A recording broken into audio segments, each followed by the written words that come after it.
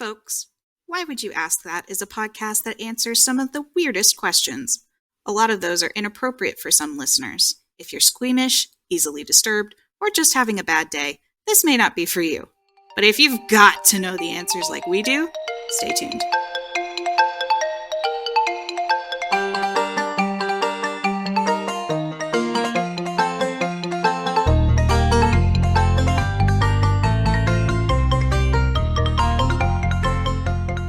Why would you ask that?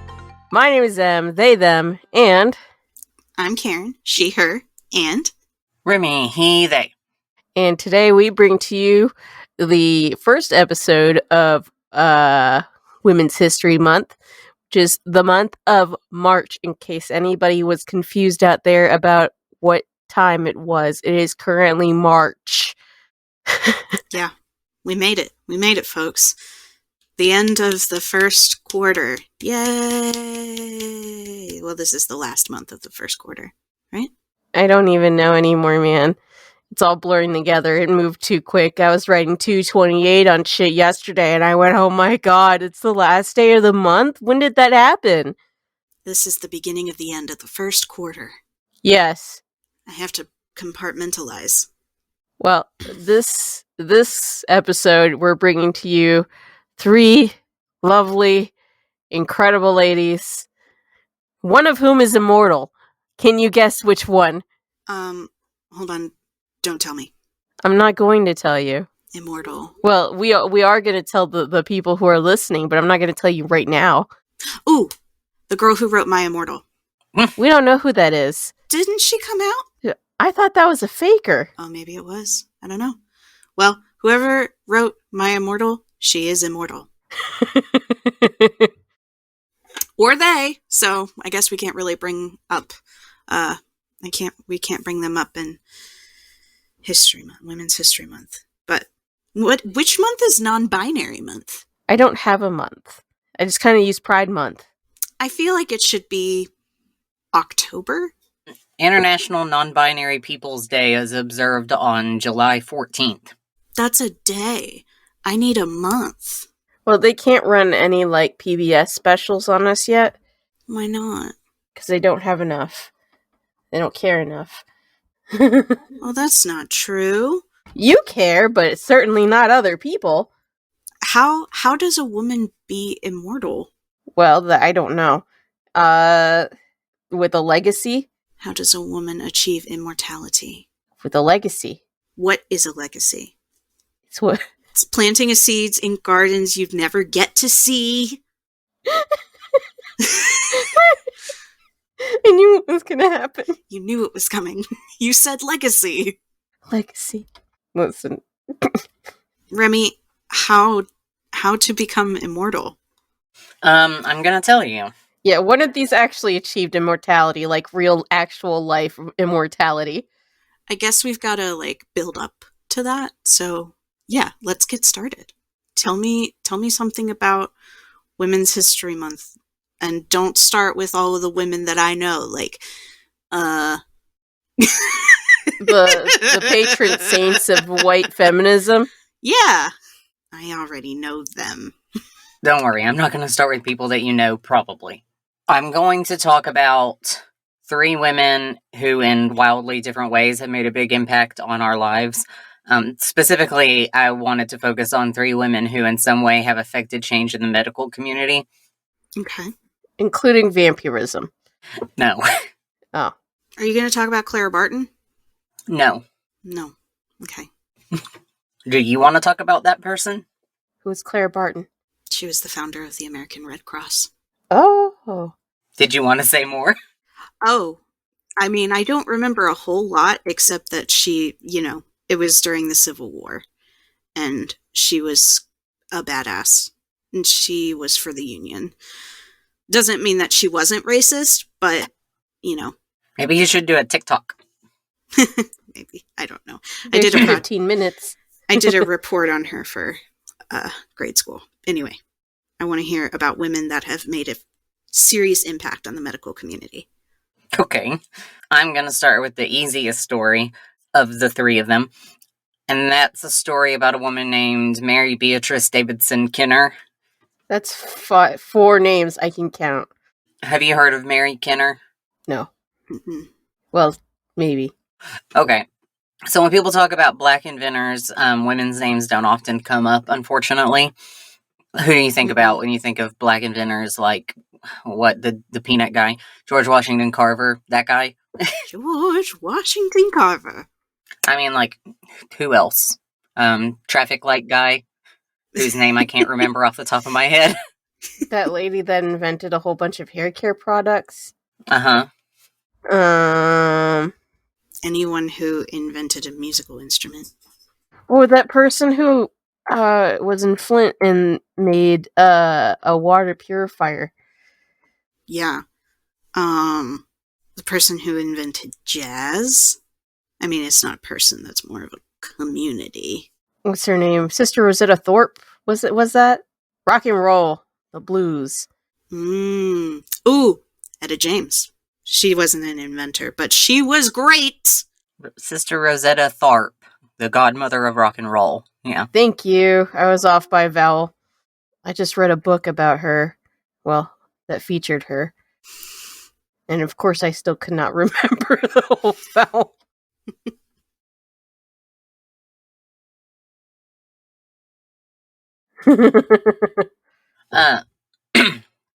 You guys did better than most people. So, well, we also make an effort. Also, you're around, so like we have to keep up with you. Also, you tell us about these people. Garrett Morgan. He was the is that the traffic light guy? Yes, but he was also the gas mask. Oh, that's cool. Mm-hmm. Source of my nightmares and the goth scene. Mm-hmm. Also, guy who has been very helpful to me over the course of the last 2 years. Mm-hmm. As I have been effectively using a gas mask in the COVID ward. Mm-hmm.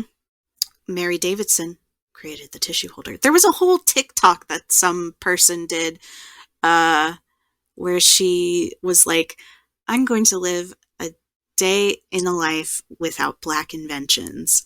And it was like she couldn't do anything because everything that we use was created by someone who is black. And I was like, I'm going to get some tissues. Oh, I can't because they don't come in a convenient holder. They don't come in a convenient box. Just going to have some peanut butter. Oh, I can't. Do you know, you probably would have died in childhood if it wasn't for a black person because we got vaccines from black people. I did know that, and we didn't get them the nice way. I cry sometimes thinking about it. You ever lay in bed at night and cry about it? You're like, wow, we're really built in human sacrifice. Yeah. Well, who I'm talking about is a guy who came from Africa and was an African, doctor who told somebody else, in Africa, we do vaccines, and maybe you should do that here so people stop dying. Oh. His name was Onesimus, but he's a man, so we're not going to talk about him today. But we will talk about him a different day. And cesarean sections. Oh. Yeah, we wouldn't have those, and a lot of people and babies would have died if not for some white guy going to Africa and learning how to do it by stealing the idea. Yeah, from African women doing the procedure. Essentially, the gist of the intro here has been white people have stolen all of our best inventions from black people.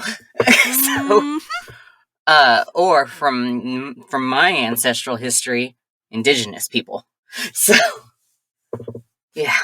White people have either taken things from M's ancestors, the Azteca people, or the Southeast Asian people, or my people, the indigenous people, or the black people. Mm-hmm. Yep. That was the gist of the intro.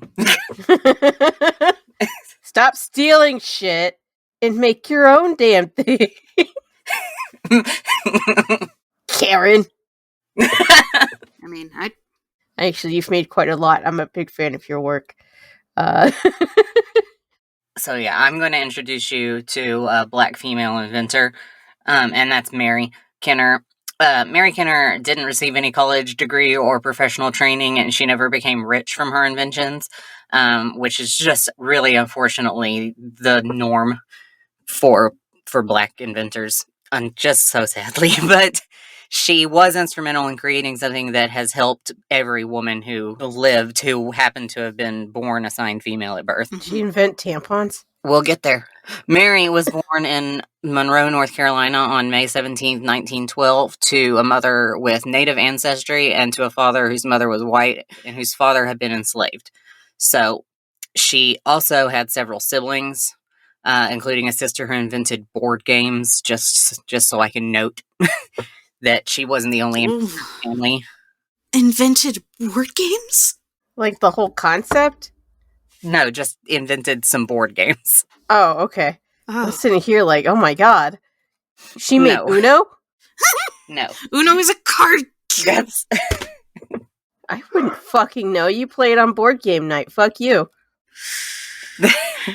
People have been playing board games since the ancient Romans and longer. So, no, Mildred Davidson Austin Smith did not invent the concept of board games. She just invented some board games. But yeah. Can we still play them? I think. Like what games? Let me see. You can't come out with she made board games and not tell me what they were. Let's see. Mildred invented the game. Sorry? Which, no. Yahtzee. Let's see. Mildred was disabled. Yeah, okay. So she invented a game called Family Tradition. Mm-hmm. Now I'm going to look up the game specifically. Family Tradition. Tradition. And then it's just like the game of life. Click on that. Description from the Washington Post says, my mother's sister is my aunt, 20 points. My aunt's niece is me, 30 points. But then again, she could be my sister or my cousin, and my grandmother's cousin is my what? Weaving through the genealogy of who begat whom on the family tree has become a new card game called Family Tradition, created by... see, this isn't even a board game either. It's a card game. Created by Mildred Davidson Austin Smith, an active community volunteer and former opera singer from the Northwest. Opera singer? Opera singer. Good God. The object of the genealogy game is to earn points by placing on a board... Well, okay, it is a board card game. Three cards from your hand that represent a correct relationship between blood relatives. For example, my father's first cousin is my second cousin. The deck's 64 cards represent everyone from great-grandmother to third cousin. Of course, there are a few wild cards to get you out of tight spots. The figures on the cards have what Smith calls Egyptian-like angular features. These, she said, are universal faces. Smith said she started working on the game in 1975, quote, even before Roots came on television, quote. It seems simple, she said, until she realized there are hundreds of possible combinations of relatives. Smith obtained a patent on Family Tradition 2 years ago. She said she paid a printer to produce 100 copies of the game last October and has sold them all, many as Christmas gifts. Another 500 copies are on the way for $14.95 each, and this was in the 80s. Wow. So there's probably like a vintage version of it like floating around out there. Yeah, there's a link to eBay at the bottom of the page, so you might be able to find it. Well, you guys heard it here first. Well, maybe not first, because it's been out for 1981. 40 years. But you heard it. Go buy it. I'm stuck on also she was an opera singer. Yeah, she was an opera singer? I know we're talking about her sister, but hold on. Shit's happening here. So the siblings, the two sisters, and the rest of them, they were all musical, and they formed their own jazz group at one point. Holy shit. Wow. And also, just a minute ago, when I was reading about Mildred said in an interview that they were the first group of Black folks to sing on the radio in their local area. What the fuck? Yeah. Yeah, and apparently Mildred was an opera singer. How do you sing opera on the radio without, like, causing problems? I mean, I don't know. She probably didn't do it on the radio. They probably did their jazz on the radio. Oh, yeah, good point. So, when Mary Kenner was 5 years old, she suffered a serious burn injury, and even though she survived, she was unable to get any skin grafts and was often teased by other children. But she stated that the comments of, quote, she's never going to be nobody, only made her more determined to be somebody. She's gonna fuck your shit up. So Mary and her family moved to Washington, D.C. in 1924, and in 1931, she graduated from high school. You said 1931? Yeah. Wait, so that's a long way away from when the board game came out. Yeah. So Mary had always been interested in inventing. She started inventing at a really young age. A website called Black Past writes that one of her first inventions was at the age of 6. Ooh, what'd she make? Well, here's a quote. Quote, when she attempted to invent a self-oiling door hinge, is the quote. Oh, that's clever. Yeah. How It's would because it do growing that? up... What? How would it do that? I don't know. I'm not an inventor. It said that growing up, she would always be woken up by the squeaky door whenever her mother left the house for work in the morning.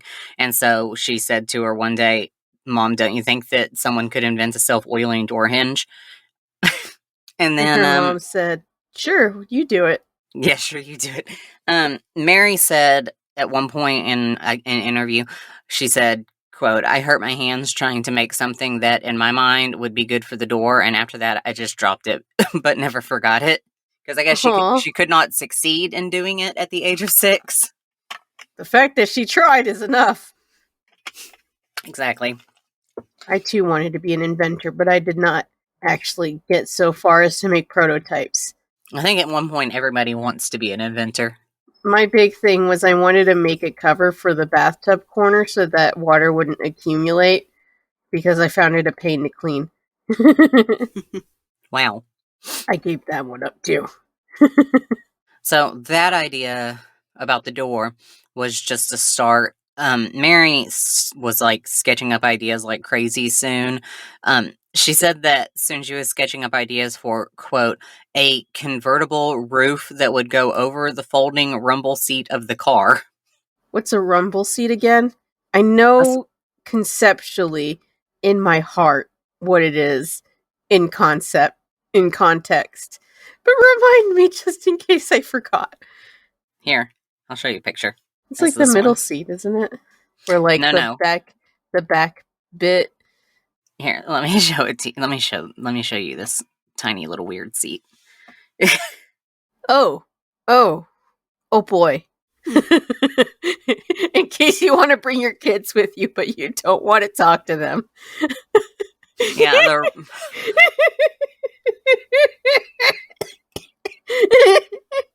Imagine being the least loved child in the family, and they're like, no, it's fine. Go get in the car.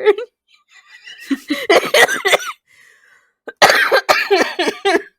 have to climb into this back little piece of shit. They don't even notice when you jumped out of the car because there's no seatbelt. Oh my god, no wonder they call it a rumble seat. Oh god. Oh, okay, I'm good. I hate this child in particular, they said. You see in the black, you see in the black and white one, there's a man sitting in it. Just one guy. She has to get all the way around to be like, "Hey, man, how are you? Don't worry. If you think you're about to fall off, I'm here." just don't. 25 miles per hour is certainly dangerous. You never know what's gonna happen, man. Oh, here's one with a kid. Aww. Yeah. These pictures that I have been showing to my friends here are from a 1931 Ford Model A. It's just a tiny, stupid little guy. seat. Yeah. It's basically where the trunk goes. in the car, and you literally just fold it out of the back of the car. There's no roof over it. There's no seatbelts. You open the trunk and there was a seat, and then you put your evil child in there, and then you don't have an evil child anymore. But it's because the 1931 Ford Model A doesn't have a back seat. It just has that seat. Because fuck them. Who needs kids? It's the rumble seat because, you're going along, the road's terrible. This is 1931, so your engine is just like as you're going down your awful road. Hey, Mom, can we get McDonald's? I'm sorry, I can't understand. McDonald's didn't exist yet. I don't care. I have to make the joke. My jokes will defy time, whether or not you want it to. When did the first McDonald's open? 1955. Okay. Yeah, so she wanted to invent a convertible roof that would go over the rumble seat. This kid was like, you guys aren't going to kill me. I'll take care of myself. And then she invented the seatbelt. She wanted to invent a sponge tip to go at the end of an umbrella that would soak up rainwater. That is cute. She wanted to invent a portable ashtray that would attach itself to a cigarette pack. That's brilliant, actually. Mm-hmm. Kind of wish that was a thing. So, as an inventor, Mary was just following in her family's legacy. Her father patented a stretcher with wheels for ambulances. A gurney? What? Yeah. Karen, you sound like you have a question. I'm just like, that's... Go ahead. I mean, that's an important invention. Like, holy shit. Kind of a big deal here. Yeah, a bit. Mm-hmm. So they're just overachievers and better than me. This family is full of, like, I mean, Jesus Christ. Yeah. So Sidney Nathaniel Davidson invented also a clothing press, which would fit in suitcases, and a window washer for trains, and he invented a stretcher with wheels for ambulances. Jesus Christ. It's just in the blood. Mm-hmm. Yeah. And also her maternal grandfather, Robert Froneberger, he was trying to patent a tricolor light signal for trains, but then 3 white men stole the idea and patented it before he could, because it was an expensive process to get a patent, and they just did it before he could. That's bullshit. Mm-hmm. Yeah. I hate that shit. Stop stealing shit. My God. And then her mother wrote a book called Eternal Triangle, but then she could never get it published because she was a woman. God, that's so annoying. It's one thing after another. Mm-hmm. So, filing for a patent was expensive, like I just said. So, even though she had a lot of really good ideas, the one that ended up changing women's lives forever would take her 30 years to officially get a patent for. 30 years? Yes. I'm not even 30 years yet. They're 30 years old. I still got a few months. Over 30. I forgot to share a picture of Mary. There's a picture of Mary. She's so cute. Look at her little dress. I love, like, shoulders. I love the curls. The little... Man, the 50s. Style. Hairstyles. Dress styles. Necklines. Nothing's stopping you from dressing like that. Nope. Yep. That. My wallet. True. So the invention that I'm telling you about that has literally improved upon every person's life ever in existence. I'm talking about the sanitary belt. The sanitary belt. Yeah. How are belts sanitizing me? I lost my picture. Here's a picture of a different version. Ah. Lady diapers. Pussy Patrol. This is a later version that's adjustable and has a little pocket. I like the pocket. Listen, I appreciate sanitary napkins and this progenitor because tampons do not work for me. For half. Yep. TMI? I don't care. What's the pocket for? The pocket is to put the pad in there.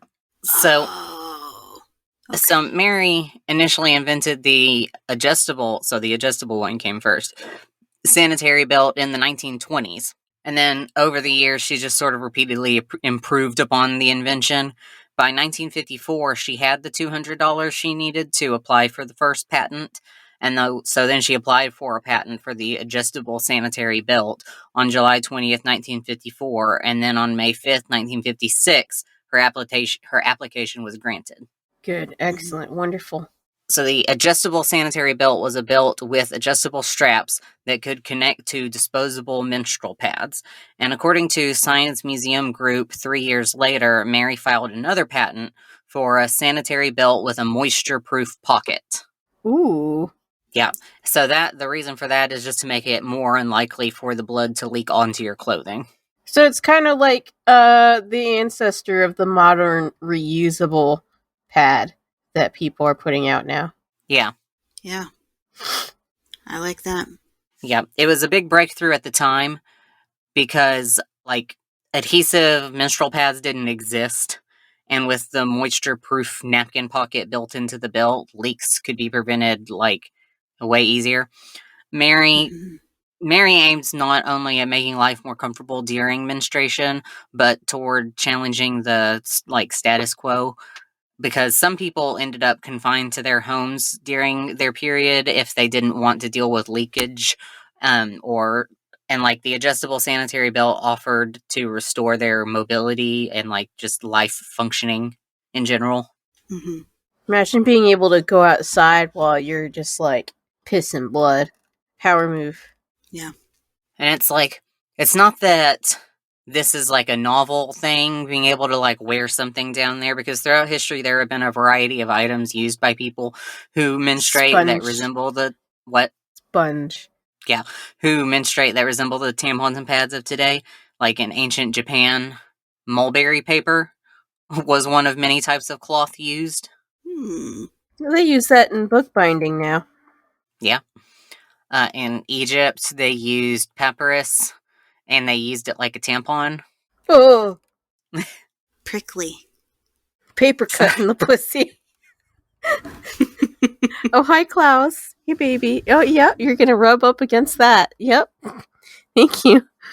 Before commercial disposable menstruation products were invented, cloth was often used, and it was then washed and reused. The Smithsonian says that even though a disposable sanitary napkin was made by Johnson & Johnson in 1896, it was met with, very little acceptance. Yeah. And it took until the First World War for, when, designs for menstrual pads were influenced by innovations in surgical dressings, that commercial menstruation products, started being used. What was the one where they're like, oh yeah, tampons were invented for bullet wounds? Well, that's a thing that I've seen around, but I've also seen that that's just a myth. I assume it's just a myth, but I haven't been able to prove that that's a thing that existed, but I see it on Facebook a lot. Yeah. It's generally one of those things you just see all the time, just floating around. You're like, whoa, because it's a perfect shape for bullet holes. I think modern day they do actually use it for emergency, what's it called? First aid. I'll look it up, and we can put it on the resource page if I find something about it. Either proving or disproving. Snopes, help us out. So, some indigenous societies in North America used sphagnum moss and animal skin, and so there was a line of products called Sphagnikins, which sounds terrible. Love that. Great branding. Yeah. Are you okay, Karen? I'm trying to wrap my head around that name. Sphagnikins. Yep, Sphagnikins. It's a terrible name. It is a terrible name. Oof. That was created in the 1910s, and it copied the technique from the indigenous people, of course. Naturally. Kotex was also created around the same time in the 1910s, and they used wood pulp.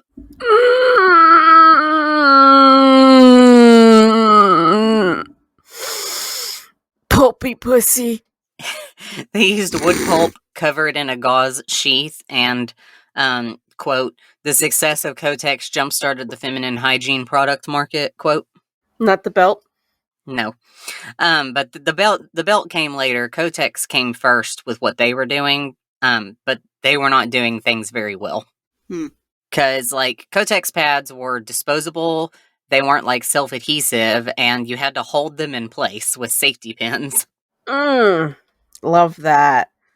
Yeah. What a And fucking tampons, nightmare. yeah, tampons existed, but they, like, not until, like, the late 1920s, and the first successful design for that was patented in 1931 even, by somebody named E.C. Haas, and the quote says, this design with its paper tube applicator became the Tampax tampon. But people were discouraged from using tampons because it was thought to be sexually improper. Oh, like, people still think this shit, you know? Like, oh, you're not a virgin anymore because you use a tampon. Yep. Like, okay, and... Yeah, it's Why do stupid. people care so much? Yeah. So, although Mary saw some interest expressed in her patent, she always came up against, like, the same obstacle, and it was that she was black, and companies that contacted her didn't like that the product they were interested in had been created by a black woman. Fuck them. Mary said, quote, you'd thought that they had seen a ghost. They had absolutely no idea that they had been negotiating with a black person. They would have turned and ran if they could have. Every inch of their body signaled that's what they wanted to do. Instead of running away, they came in. Then they tried to find every reason under the sun as to why I couldn't sign that contract, quote. Wow. Fuck them. Yeah. So because she could never get anybody else to buy the product and sell it for her, she tried to sell it herself. But she just, like, didn't have the funds to do it and the means to do it herself. Well, yeah, because, I mean, it's one thing to create something, it's another thing to market it. It's like, you know, people pay other people to do that. Yep. So, in May 5th, 1973, the patent for the adjustable sanitary belt expired, at which point her invention became public domain, and literally immediately companies began to manufacture it. Of fucking course. Like, Yeah. oh, that's good shit. And she's like, yeah, I would... Would have been great if you paid me the first time. Mm-hmm. Thanks, Kotex. Exactly. So, Mary... Doesn't even look good. No. So Mary never made any money off of that. Throughout her life, Mary ended up patenting 3 other inventions, so that equals 5 patents total, with her second patent being, quote, an improvement on her first. Like I've already stated, she had 2 patents for the adjustable sanitary belt, and then she did 3 other patents afterwards. Many of Mary's inventions were made with accessibility in mind. She herself was disabled because of her burn. But then Mary's sister Mildred, who we've just talked about, was diagnosed with multiple sclerosis at some point in her life. So Mary invented a number of different items to help her sister's day-to-day activities, too. That's sweet. Yeah. One of Mary's patents was a, quote, serving tray and soft pocket that was attachable to a walker or a wheelchair. Oh, that's rad. Soft pocket? Yeah, it's a serving tray and soft pocket. It's what it says. Oh, like literally a soft pocket. Yeah. That way, her sister could carry things around herself on her walker or wheelchair. Aww. Mm-hmm. Hell yeah. And so she patented that in 1976. 1976. So Mary said, quote, after seeing Mildred trying to get around on her walker, I thought it would be more convenient if she had a tray to help her carry things, quote. Hell yeah. And you can still see people using walkers like this that have the little trays. Yep. I believe I have seen this in my lifetime. Yeah. In the 1980s, and Karen, you literally mentioned Mary Davidson, you called her, but she's Mary Davidson Kenner. Mm-hmm. So in the 1980s, she also patented a toilet paper holder that kept the loose end in an easily accessible place, quote, a similar mechanism to the feed on packing tape, quote. Ah. And it's used on... Yeah, and it's used on other types of tissues and things now too, but yeah, she invented it to, the thing that holds the toilet paper in place now. She's pretty rad. Yeah. And then another patent that was granted to her on September 29, 1987, featured a backwasher for the shower that, quote, could be mounted to a shower wall. A backwasher? Yeah. So but different from regular shower heads? Like, wait, hold on. I don't know the history of shower heads. Me neither. But that sounds like she put the shower head on the wall. Hold on. I'll get you a picture. Yeah, we need visual reference. Yeah. A backwasher and massager supported on a shower wall or bathtub and includes a pad of foam plastic with a waterproof cover and a rigid backing plate supported by a plurality and suction cups with a terry cloth or similar fabric cover mounted on the pad to enable easy removal for laundering and the like, with the cover for the pad including a pocket on the interior surface thereof to receive soap positioned in a net bag so that a person taking a shower or bath can position their back or any other inaccessible area of their body against the surface of the terry cloth or other fabric cover, and by moving the body area engaged with the cover, provide a washing or massaging function on the surface area of the body. Honestly, that sounds really handy. Oh, yeah. So yeah, she basically just mounted the shower head in a different way, and then also it has a little thing underneath it that holds your soap for you. Yeah. That you can rub up against if you don't have full functionality in your hands. Yeah. That is useful in a modern context. Yeah. Yep. That's really cool. So the patent for that sanitary belt cost her $200. The patent for the shower backwasher cost her $2,200. Oh my god! I don't even have that much money lying around. Yeah, and it's like a totally different time period. That's a lot of money. In today's money? How much is that in modern? How much is that in modern? Let's see. Current 2023. I almost said 2022. Listen, we never really left 2020, so I'm just like out there, man. Yeah, I feel you. Okay, so $2,200 then is equal to $5,793 today. No, thank you. That's a lot of fuck. Yeah, it's too much. Mm-hmm. But Mary says that although she's never made a profit from her inventions, she says that she never did it for the money. Quote, although selling just one invention would bring joy to my heart, I invent because it's my talent. Quote. Oh. But you should at get Mary's paid last for count. it. Yes. At Mary's last count, she had ideas for at least 100 inventions, drawn up 30, and patented only 5. Damn. And up till the end of her life, even when she was trying to fall asleep, she'd lie in bed, coming up with ideas, drawing up plans, and according to biographies of Black female scientists and inventors by Arlene Hambrick, the ideas just didn't stop.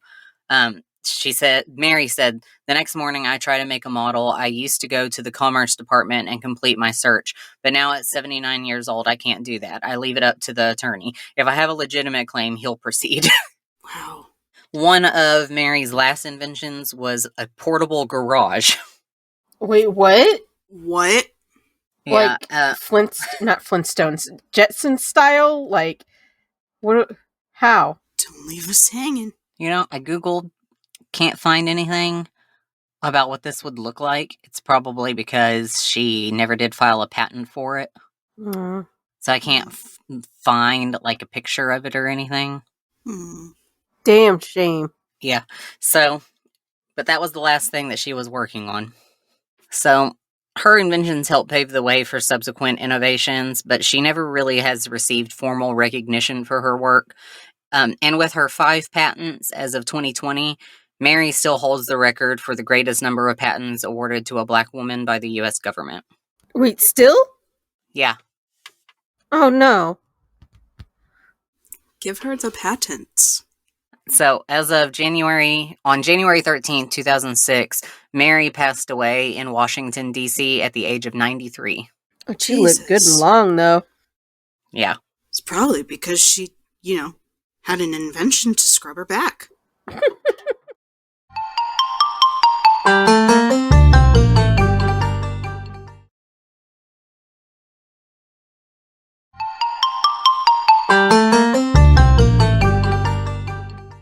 Okay, so then now that we've talked about Mary Kenner and her contribution to the medical interests of women's lives, let's talk about another Black woman who contributed to the scientific and medical community in an amazing way. In the past century, Henrietta Lacks has arguably done more to advance medicine than any other person. Like, literally any other person? Yeah. And how did she do that? First off, do you two actually know anything about her? I do. I know a little bit. There's like a whole book. Yeah, there is a whole book, and there's a movie. No, it doesn't sound familiar. Oh, she's cute. Look at her little jacket. Ugh. I love the buttons. Okay, so yes. So there's a picture of Henrietta Lacks. So in the past century, Henrietta Lacks has arguably done more to advance medicine than any other person. She's played a role in the development of the polio vaccines, cancer treatments, HPV vaccines, mapping the human genome. This young Black woman died from cervical cancer in 1951. Oh, no. Wait. But how dead is she really? So it was cells taken during her cancer treatment that became one of the most powerful research tools ever. But she didn't know about it or give permission for their retrieval. Okay. Yes. This is the story that I have heard about. So you have heard about Henrietta Lacks? You know, I have heard the story, but I have not, it's just something that you hear, it was, it always taken from, a Black woman, and then there's no face given to this person. No, I didn't get a name, or maybe I did, and it was just in passing, but M has probably told me her name, but I had since forgotten, so that's on me, but also, she's not mentioned in any history books. Unfortunately, she's had books written about her since. There's a book about her that was written in 2010. It's like The Immortal Life of Henrietta Lacks. Yes. It's the same name of the movie. You can find the movie on Hulu or HBO, Amazon. It's on one of the streaming platforms. So, in January 1951, a few months after giving birth to her fifth child, Henrietta Lacks, a 30-year-old Black woman, became concerned about a lump on her cervix. How do you find out that you have a lump on your cervix? Did she just go in for normal, whatever people with cervixes do? I forgot what it's called. I don't have to go. Pap smear? Oh, yeah. Or, I don't know, maybe her husband found it for her. Hey! Good for you, if you're into that. So, this and some unexplained vaginal bleeding led her to seek medical attention. She went to Johns Hopkins in Baltimore, which was the only hospital in the area that would provide treatment to Black people at the time. I know that hospital. Yes. It is a very prestigious hospital. I just remember driving past it all the time. I didn't live in Baltimore, but we went there sometimes. I don't remember who was a patient, but somebody was a patient. It's long enough ago, and my memory's not great from that time, but I just remember it. There's a lot of people that went there, because it was good shit. Oh, okay. So, upon examination, Dr. Howard Jones discovered a large malignant tumor on her cervix. It was a really aggressive form of cervical cancer. She did not tell her husband or family, then she just told them that she was going to go to the doctor for medicine. The standard treatment at the time was radium therapy. Oh, no. What is that? I mean, it sounds like radiation. Yeah, radium. Yeah, I mean, it does cause you radiation poisoning. It's not good. No, it doesn't sound good. I mean, we still radiate cancer patients. Yeah, doesn't mean that I like it. Yeah, we do still do radiation. But, okay. There was, I don't know if we should talk about it on the podcast one day or not, but there was a infamous case of radium poisoning that happened where we used to paint the watches with radium, the hands on the watches and stuff, to make them glow in the dark. Yeah. Yeah, on the radium girls. So the watchmakers used to use poor women to do this, and they would tell them to make the paintbrushes like extra pointy to lick the the paintbrush bristles, put them in their mouth and lick them into a point. And so they would dip it in the radium, and then they would paint the numbers, and then they would stick them in their mouths and lick it into a point, and then just go back to doing it, because they told them that the radium wasn't bad for them. And so, I mean, ingesting even a small amount of radium, it will cause cancer. And so these women who did this for even a short period of times were ingesting enough radium that their bones would glow. Oh my god, how did they sleep at night? With their eyes closed.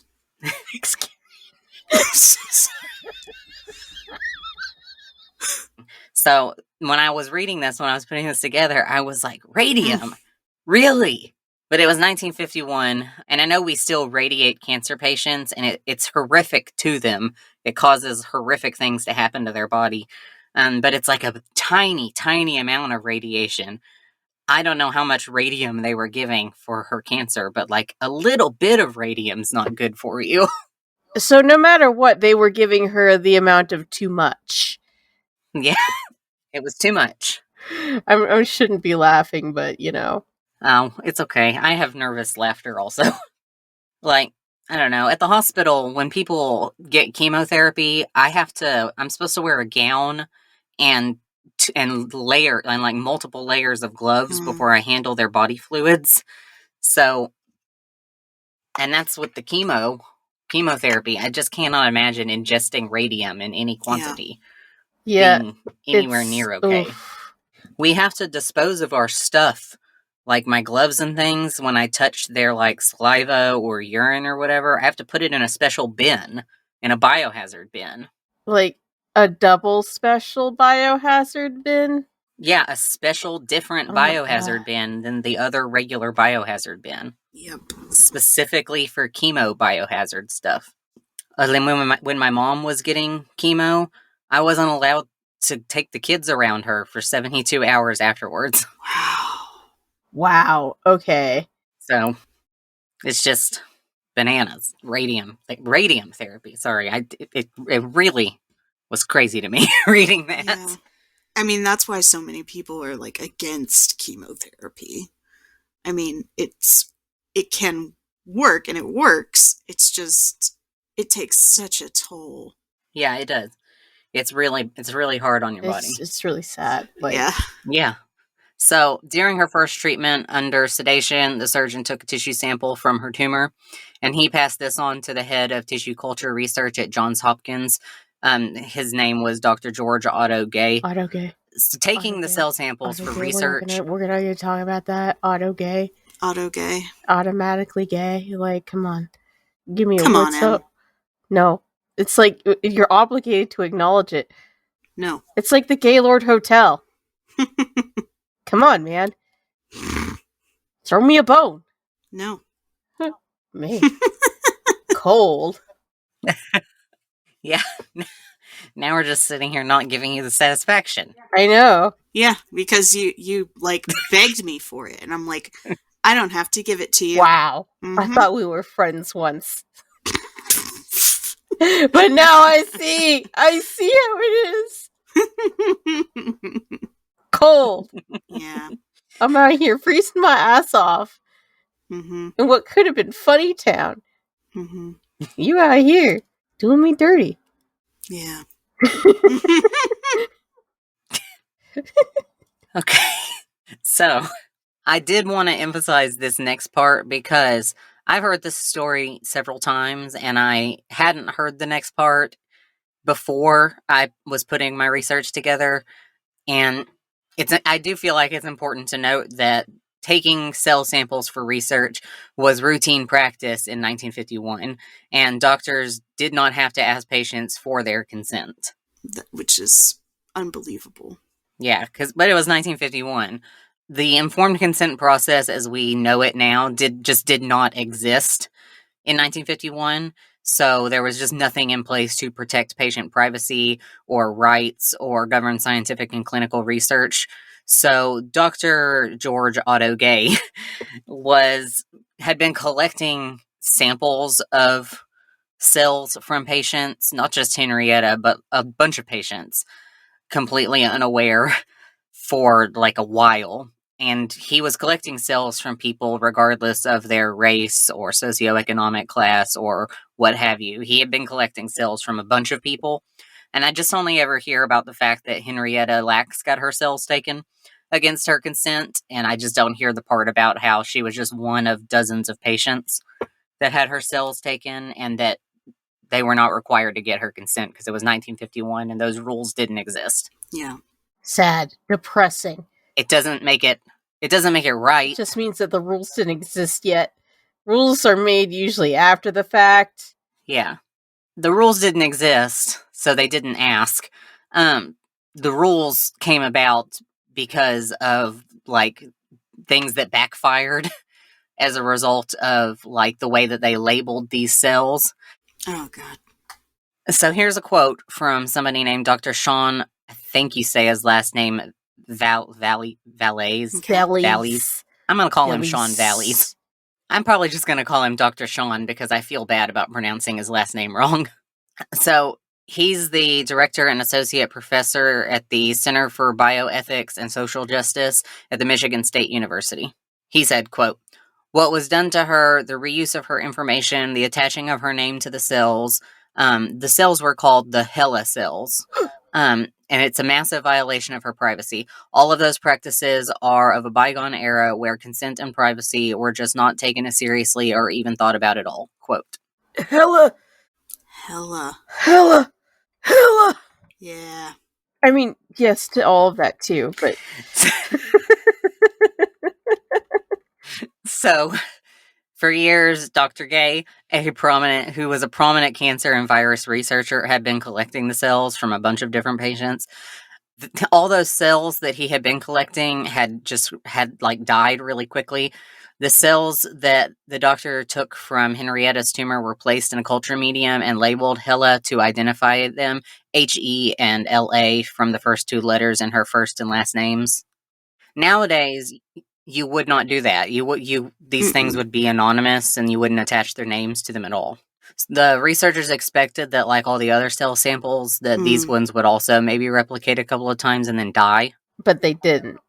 After her first treatment, doctors discharged Henrietta from the hospital and she went back to work in the tobacco fields where she worked, and was oblivious to the fact that doctors had taken her cells for research purposes. So Henrietta's initial treatment led to the tumor shrinking, but then her cancer spread to many of her internal organs and she died, aged 31, on October 4th, 1951. That is young. Yeah. Yeah, that is young. I'm 31, about to be 32, so...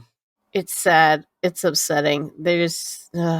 So back in the lab, rather than dying off, the cells did something really remarkable. So where other cells had died, Henrietta's cells doubled every 20 to 24 hours.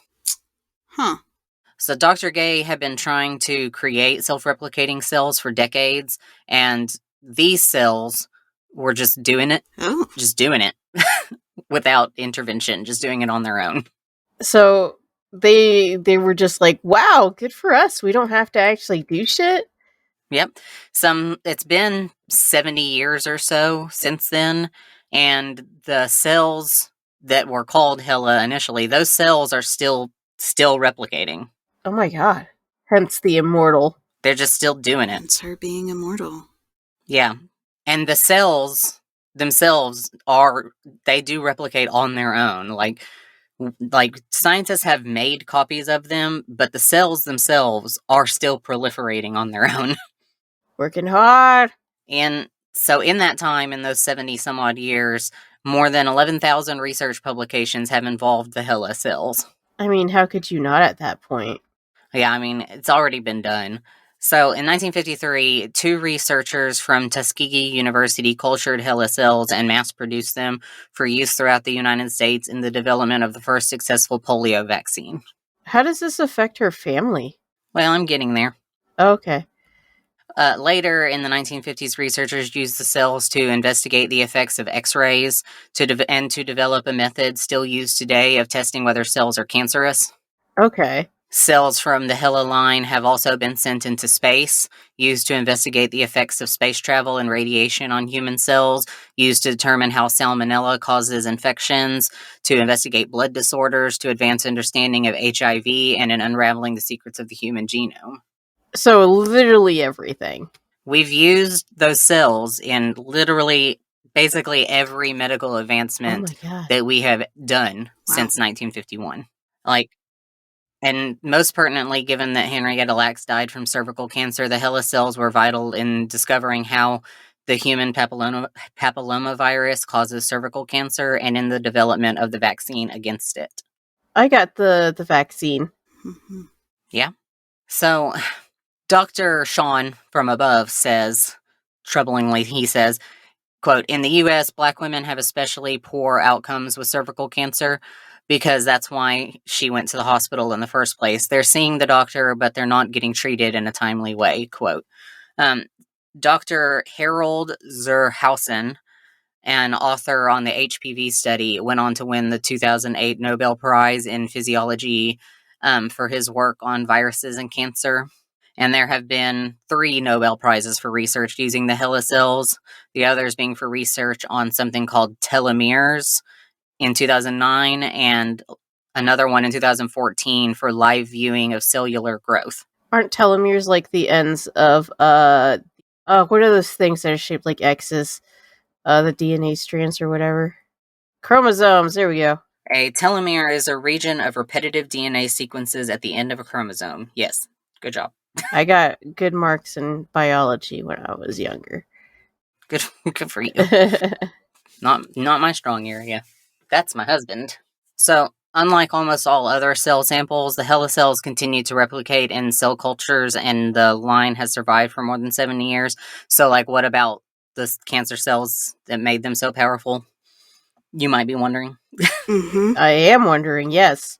So, although scientists do not fully understand what gives HeLa cells their unique properties, research has shown that there are 3 ways in which those cells are different from normal cells. So the HeLa cells have 76 to 80 chromosomes, whereas normal human cells have 46. Oh shit, so she was just Superwoman. really, she just doubled up.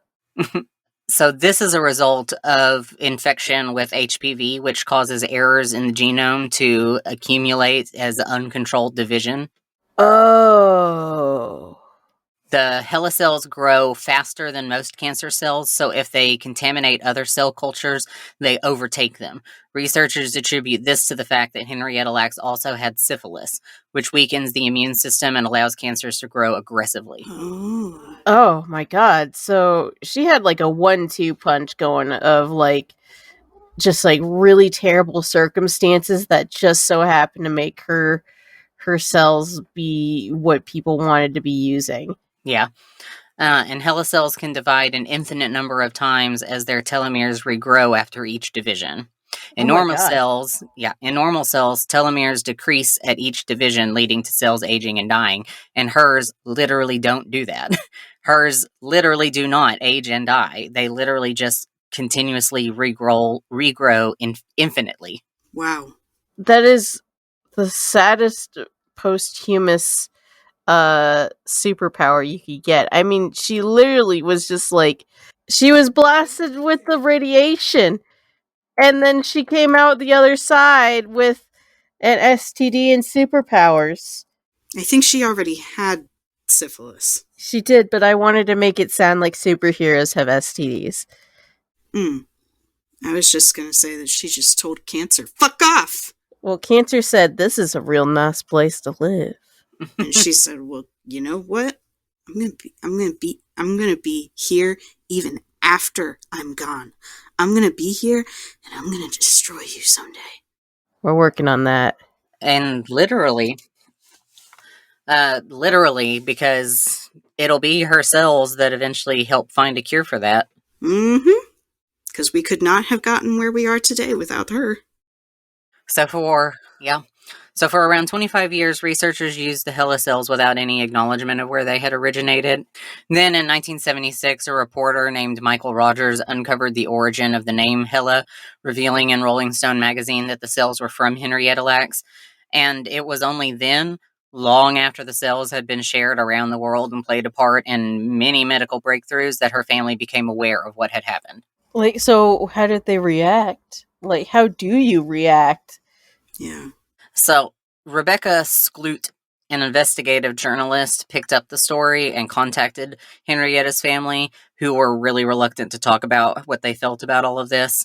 And eventually she persuaded the youngest daughter, Deborah, to provide some insight into her mother's story. And largely from what I gathered, from like back then, they seemed frustrated with it. And nowadays, let's see, scrolling. Nowadays, there are so many descendants of Henrietta Lacks. Nowadays, they say, quote, "I want scientists to acknowledge that Hella cells came from an African American woman who was flesh and blood, who had a family and who had a story," her granddaughter says. Mm-hmm. They also say, "There's so much to her story. Henrietta Lacks loved to cook. Spaghetti was a favorite. She loved to dance, often with one of her 5 children in her arms. She dressed stylishly and wore red nail polish. She was the emotional and psychological center of a home where the extended family gathered and where the door was always open to anyone I'm in grateful need." that they could tell us that Yeah. about her. And her grandson, Alfred Lacks Carter, he says the most important thing about Hella cells is how they have advanced cancer research, a fitting tribute given that Lacks died of the disease. And many people have also told him that they were able to conceive a child because of in vitro fertilization, which was developed with the help of Hella cells. Hmm. Well, at least there's that. He says, Alfred Lacks Carter says, quote, "They were taken in a bad way, but they're doing good for the world." We just need to make it more accessible to, the people that it came from, because Black women are still not listened to and are consistently misdiagnosed. So, feel like It's true, yes. if anyone should get some respect in the doctor's office, it should be these women.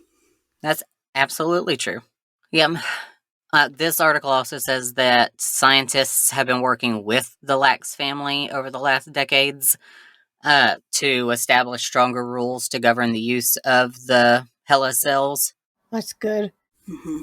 including consent when it comes to like human participation in research and things like that. Now people get paid to participate in research. Or at least you hope so. Well, in some studies. Other studies are voluntary. I mean, it just depends on what you're doing. And in 2010, the Henrietta Lacks Foundation was established, and some places that are using the Hella cells have started making financial donations to the Henrietta Lacks Foundation in exchange for using the cells. Good. What's the Henrietta Lacks Foundation? What is it? What is a...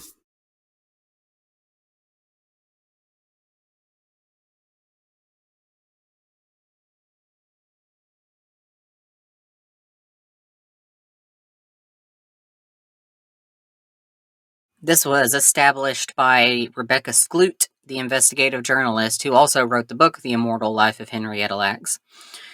Let's see. It says, "These cells became one of the most important tools in medicine with damaging consequences to her family, many of whom often struggled to get access to the very healthcare advances their mother's cells helped make possible.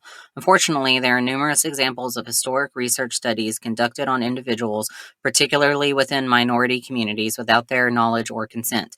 These include the Tuskegee syphilis studies, the human radiation experiments, and others. The Henrietta Lacks Foundation seeks to provide assistance to individuals and their families who have been directly impacted by such research. The foundation also seeks to promote public discourse concerning the role that contributions of biological matters play in scientific research and disease prevention, as well as issues related to consent and disparities in access to healthcare and research benefits, particularly for minorities and underserved communities." So it's basically making sure that this shit doesn't happen again. And, people get treatment. Yes. So that's that. Well, I think we learned how a woman can be immortal. And ingenious. Yes. Technically, I would say both of these women are immortal Just in different ways. Yeah. You got the legacy and you got the literal. Physically. Yeah. Yeah. Thank you, Remy, for telling us their stories. As heartbreaking as they are, it's important to know. It really fucking is. Yeah. And we hope you guys learned a lot out of this. So, again, this was our first Women's History Month episode. And we brought you... She has 4 names. What was her name? Mary Beatrice Davidson Kinner. Thank you. And Henrietta Lacks. You guys would be doing us a real big favor by going out there and hitting the subscribe, the likes, the whatever it is that you're listening on, or leaving a little comment. Give us the ratings and stuff, whatever it takes, just because we would like more people to be able to listen and enjoy and learn about people like Mary or Henrietta. You could also submit questions. We love listener questions, and listener questions will always take top priority over anything else. So, how you could send us a question, you can either email us at whywouldyouskthatpod@gmail.com. Again, that is whywouldyouskthatpod@gmail.com. Or you could go to our website, whywouldyouskthat.com, and you could leave a little question in the form there. You just got to throw your name, throw the question in. It's a nice and easy form. We are taking the hit of spam for you. And we'll do our best to answer it, no matter how weird, how fucked up, how insane, how normal. Or how's gross. We're fine with gross, too. Oh yeah, we love gross. The only rule is no personal questions. We will not be taking personal questions. But that's about it. We hope everybody had a good time listening, and you have yourself a good day. Or night. Have a good one. A good time.